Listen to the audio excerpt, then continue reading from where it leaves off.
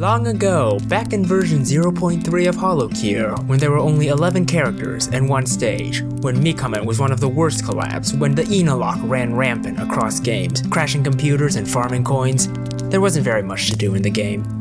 When Holocure first released, the completionist playthrough of the game would require you to buy everything in the shop and max out the G rank of all 11 characters. While the lack of Halo did make this a challenging task, it didn't take long for the community to find viable coin farming strategies, so before long, many players were soon completing everything in the game, and with no more content left to do, the players let out a sigh of satisfaction, placed down their controllers, and stepped outside.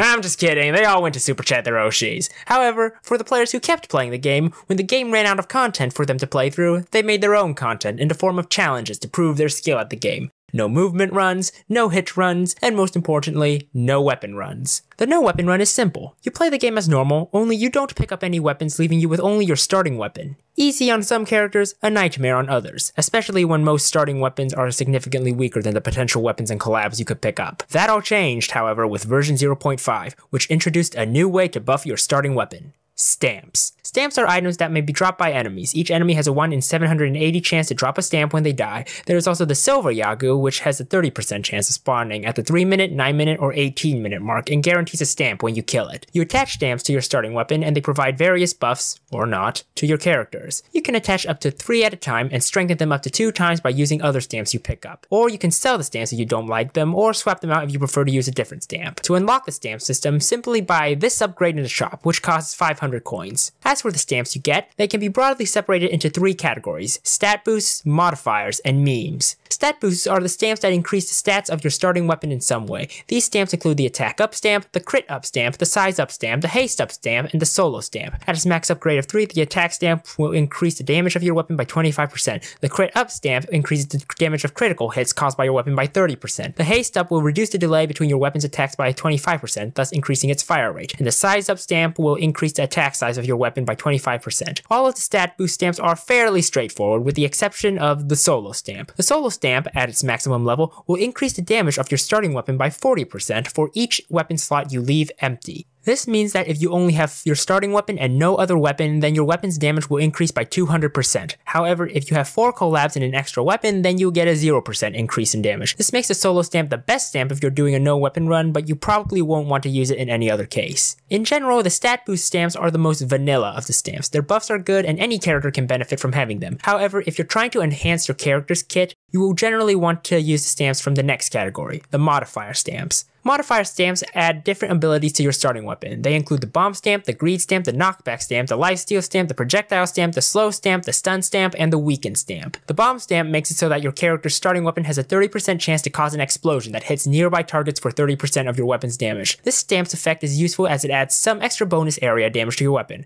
However, what makes the stamp so effective is that the explosions from the bomb stamp also inherit the other effects of the weapon. Does your weapon grant a debuff? Then the explosions from the stamp also grant that debuff. This also applies to other stamp effects, meaning if you are applying a stamp that will add some kind of effect on enemies, the bomb stamp is also coming along as well. The greed stamp is a stamp that makes coin farming a breeze. It grants your weapon a 20% chance to hit hollow coins out of the enemies for each hit, and you don't have to kill the enemies, just hit them. Combine it with the bomb stamp and any weapon with a high fire rate and pierce, like Iris's Awakened Nephilim Blast, and you can rack up a ridiculous amount of coins. The knockback stamp grants knockback to your weapon, and if the weapon already has knockback, it also increases the knockback strength by 100%. I would find this stamp more powerful if it weren't for the fact that enemies have knockback resistance. Whenever an enemy is hit by knockback, they get 10% knockback resistance, which reduces the effect of your knockback, and this resistance stacks each time you knock them back, building up to a maximum of 90%. While it resets every 10 seconds, in that time you'll usually have killed the enemy, meaning you're probably better off using the stamp slot for something like a stat boost instead. The lifesteal stamp makes it so that once per second your weapon may heal a random amount of your max HP up to 15%. The amount of healing is honestly not that good, and it generally won't make it so you can forego a healing item like Nurse's Horns or Band-Aid. However, where the stamp shines is with characters who have passive abilities related to healing. Faunus Guardian Tree, for example, procs off of the healing, as does Iris's Half Demon. For these characters, the lifesteal stamp is a small boon, as their kits can take full advantage of the extra healing and convert it into offensive power. The projectile stamp, at its max level, adds 2 extra shots, but only to starter weapons that are ranged multi-shot weapons. This stamp is unique in that not only does it have a maximum strengthening level of 2 compared to every other stamp's level of 3, but that many characters do not get any benefit from this stamp. The only characters that do benefit from it are Ame, Bei, Fauna, Mume, Iris, Mio, Okayu, Sora, Roboko, Hato, Aki, Choco, Aqua, and Shion.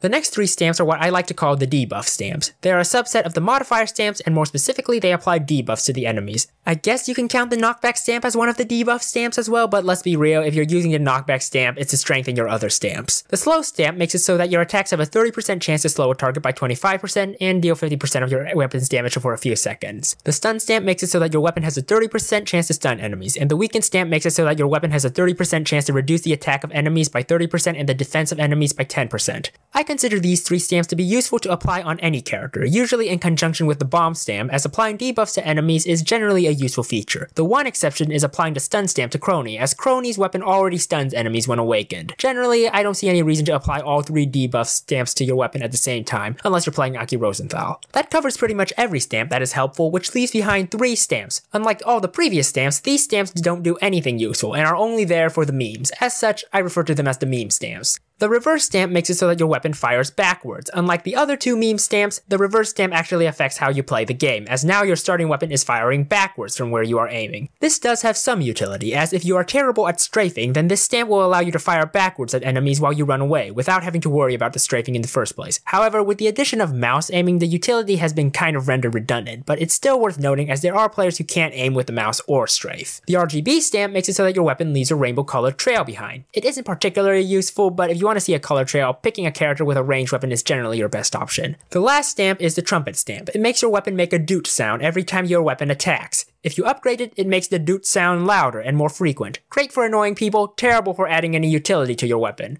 So those are the stamps. They buff your starting weapon and are a great and positive addition to the game that everybody loves. At least until you're trying to farm coins with Iris and the greed stamp doesn't show up until 18 minutes into a run! So yeah. Thanks for watching, be sure to leave a like, comment, and subscribe to stay up to date on what I post next, and happy holocuring.